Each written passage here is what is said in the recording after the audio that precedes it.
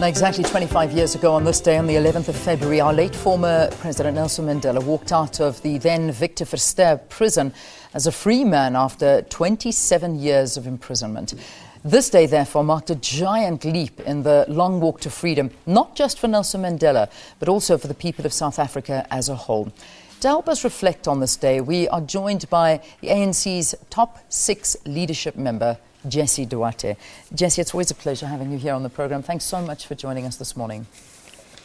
Thank you very much, Leanne, and it is certainly a very beautiful morning in Cape Town. Good. I can't wait to get there. I have to tell you, it's too hot here in Johannesburg. At least you've got a bit of a normal temperature there.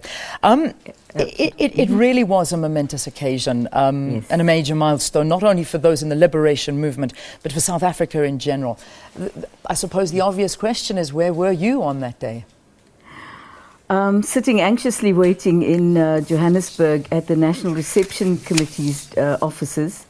You know, there'd been a flurry of organization the night before, the day before. We weren't very sure of the exact time of his release. But I can tell you, Leanne, for those who were lucky enough to be at the gates and seeing him for the very first time in 27 years was almost a culmination of what the struggles of the people had been about, but wasn't over, because it was the beginning of building a nation, of reconciliation, and he walked straight into the arms of the people of South Africa, I have to say that, and walked into the arms of the people of South Africa with a great deal of forgiveness in his heart, and a great deal of courage to say we must build this nation, we must actually develop the country. So what's happening today isn't unusual, where the country is being developed, where a great deal of emphasis is being put on infrastructure development where it wasn't before.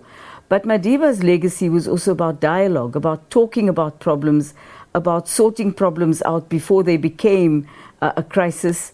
And I think he would have been very disappointed in what the leadership of the task team in Malamulele is doing by burning schools and by forcing children not to go to school. Education was one of his primary ambitions, to make sure that every South African child was at school and had education. Yeah, indeed. You know, we had a little bit earlier on the program Selo Hatang, and he gave us a quote that I think everybody is loving this morning. You know, something along the lines of when you look at yourself, what are you doing to build the country of your dreams? And that's the reality. There is so much government can do, and the rest is up to us. I mean, is that what you want to live in, a society where schools are being burnt down, where we don't have those basic services that are provided for us? The reality is that Madiba did everything that he can, but it's up to us now. Absolutely, Leanne, and I think that it goes to this idea that every South African is their own liberator. But you know, the ANC is very determined to continue to forge ahead and work very hard to bring about the changes and the transformation that was required. We must never forget why Madiba went to prison, why Walter Sisulu, Governor Mbeki, Andrew Mlangeni and Ahmed Kathrada were ultimately sentenced to life terms of imprisonment. It was because they fought for the freedom of the people of South Africa. And what we need to accept and understand is that there was no miracle, Leanne. It was hard, 90 years of hard battle, with a very intransigent enemy in the form of colonialism and the apartheid regime. And I must say, yes, towards the end, when the masses of the people also stood up, apartheid regime came to the party and worked with Madiba and other people to take South Africa forward. But what is of grave concern now is the levels of anger and racism that's re-emerging in our society. We need to guard against that. We need to be sure that we understand the kind of legacy that these giants we follow, Madiba, Kathrada, Sisulu, Governor Mbeki, stood for. It wasn't simply about having a vote. It was also about the transformation of our society from racism, from sexism, from disunity, and definitely dealing with moving away from tribalism. Right in the beginning, Albert Luthuli said, we must rid ourselves of the demon of tribalism. And that was echoed by generations of people. And we must echo that today. We need a united South Africa, not a tribalistic South Africa, not a racist South Africa. So, you know, let's as the young people would say, get over ourselves and move the country forward. Absolutely. Look forward and not backwards is what we keep saying. Jessie, before I let you go, obviously tomorrow is a very big day for the President. All eyes on the President as he delivers the State of the Nation address. But the events leading up to this important day have really been marred by threats of disruption and chaos breaking out and everything around that. As the ANC, are you concerned by these threats?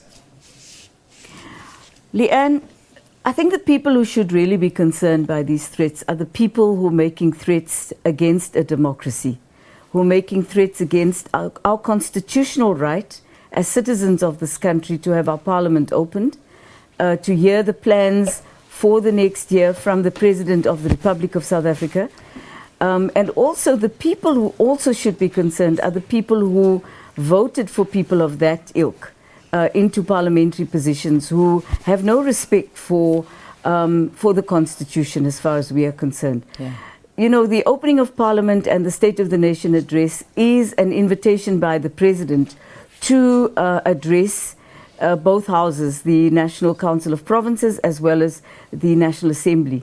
And Parliament is sovereign unto itself and has its own rules made by parliamentarians. And those rules have been there since the first Parliament, when Frini Jinwala was the Speaker of this Parliament. So, if people want to change the rules, do it properly, do it within the context of the Rules Committee within Parliament.